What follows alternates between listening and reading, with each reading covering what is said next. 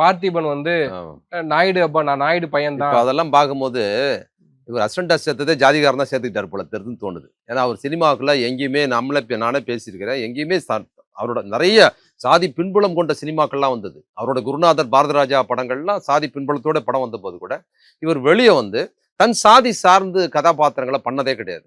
பெரும்பாலும் பண்ணது கிடையாது. முதல் படம் சோறில்லாத சித்திரங்கள்ல மட்டும் கதாநாயகனை தன் சாதி சார்ந்தவனை அடையாளப்படுத்துறாரு. அவர் இல்லை, சுதாகரை வந்து சொல்லும்போது யார் பையன் சொன்னா நம்ம நாய்க்கர் ஒருத்தர் இருப்பார்ல மில்லு அதை வச்சிருக்க அவங்க பையன்னு சொல்லுவாரு.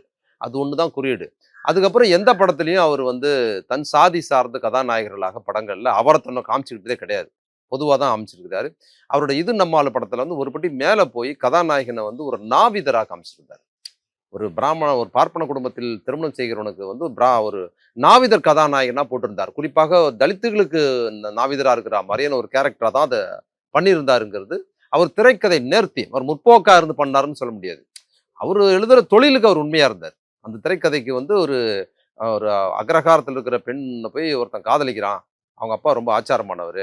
அந்த குடும்பத்துல வந்து ஒரு முதலியாரு செட்டியாரு நாயுடு வீட்டு பெண்ணு போறதை விடவும் அதுக்கே கலக்கம் வருவாங்க.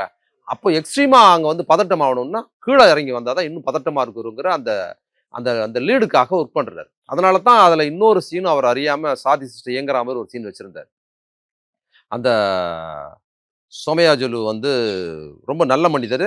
ஆனா அவர் வந்து சாதியா எப்படி இருக்கிறாருன்னு காட்டுறதுக்கு தலித் மக்கள் குடிசையெல்லாம் எரிஞ்சு போயிடும். எல்லாரும் அந்த மக்கள்லாம் வந்து நின்று அவர்கிட்ட கேட்பாங்க. ஐயா இந்த மாதிரி குடிசையெல்லாம் எரிஞ்சு போச்சு, நீங்க தான் பாதுகாக்கணும்னு சொல்லும்போது நீங்க ஒன்றும் பயப்படாதீங்க, நான் இருக்கிறேன், உங்க எல்லாருக்கும் நான் வீடு கட்டு கொடுக்குறேன்னு சொல்ல அவ்வளவு சிறந்த ஒரு மனிதாபிமானம்னா உள்ளவரா இருக்கிறவர். சொல்லி முடிச்சுட்டு அவர் திரும்பி போகும்போது மேல இருக்கிற அந்த துண்டு காத்துல பறந்து போய் கீழே விழுந்துரும். அப்போ ஒரு சின்ன பையன் அந்த வந்த மக்கள் மத்தியில தலித் மக்கள் மத்தியில இருந்து வந்த சின்ன பையன் வந்து அந்த துண்டை கையில பிடிச்சி ஐயான்னு மரியாதை கொண்டு வந்தா குடும்பம் அவர் முகமே வெளியிடும். கடுமையாயிடுவார். பயங்கரமான ஒரு ஜாதி வரி நான் மாறிடுவாரு. அது எனக்கு வேண்டாம், நீயே வச்சுக்க, நீ தொட்ட துண்டு அப்படின்ட்டு போவார். இதுதான் ஜாதி சிஸ்டம். ஒரு ஜாதி சிஸ்டம் நல்ல மனிதர்கள்கிட்டையும் ஜாதி இருக்கும். வீட்டுக்கு வந்து திண்ணையில உட்கார வச்சு சோறு போடுவாங்க, எல்லாம் பண்ணுவாங்க. ஆனா அவர் தலித்தா தெரிஞ்சுட்டாருன்னா திண்ணையிலோட உட்கார வைக்க மாட்டாங்கிறது இருக்கு பாத்தீங்களா. அப்போ ஒரு மனிதாபிமானியா இருக்கிற கூட ஜாதி உள்ள போயிடுச்சுன்னா அவர் எப்படி மாறிடுவாருங்கிறத ரொம்ப நேர்த்தியா பண்ணியிருந்தாரு. அதை ஏன் பண்ணியிருந்தாரா, ஜாதி எதிர்ப்பு கண்ணோட்டெல்லாம் கிடையாது.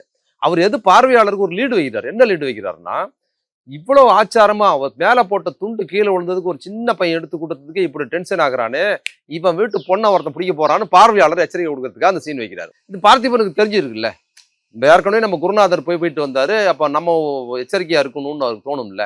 அதையும் தாண்டி தெரிஞ்சுதான் பேசுறாரு பார்த்திபன்.